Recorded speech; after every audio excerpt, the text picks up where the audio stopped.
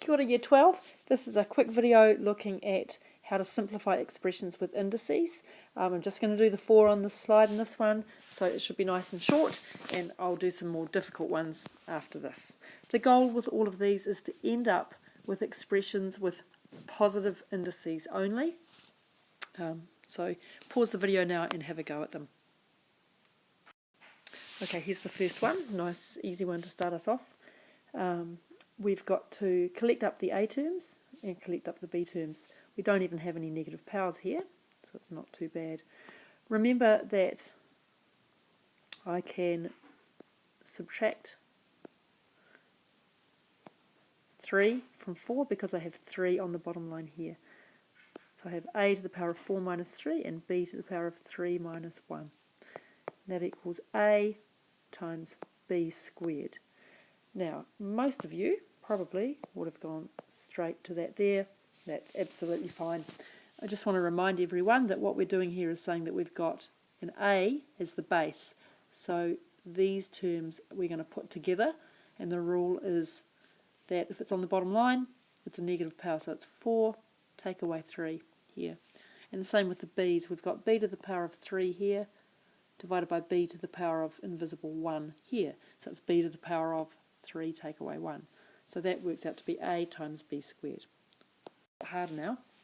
Fractional power and negative power.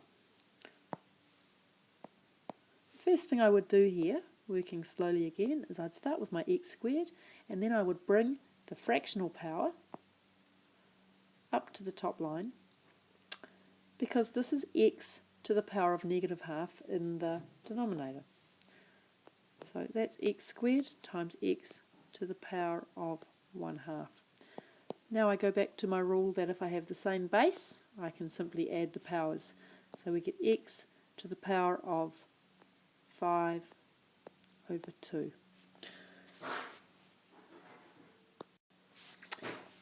Right, first thing I would do here is work out what's going on in the brackets.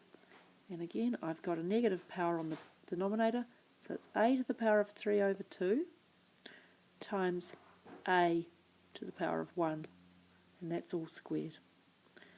That works out to be a to the power of 5 over 2 squared. Now I multiply the 5 over 2 times the 2, and I get a to the power of 5. I could have done that by first working out the squared part. I'm going to do that down the side here. It feels messier to me and more work, but we'll give it a go and see what happens. So I get this equals a to the power of 3 over, oops, stylus isn't working, 3 over 2 times 2 divided by a to the power of negative 2, which works out to be a to the power of 3 over a to the negative 2, which is a to the power of 5. It's up to you how you do that. My tendency is to stick with BEDMAS and follow whatever's in the brackets first. Just go with that. This has got 2 variables in it. It's got f's and g's, so we want to combine the f's and combine the g's. I'm going to start by taking this stuff in the denominator up to the numerator, so I get f to the negative 3 times f squared times g to the negative 4 times g. It works out to be f to the negative 1, right? Because remember, with the same base, I can add the powers, times g to the negative 3. Remember, there's an invisible number 1 there.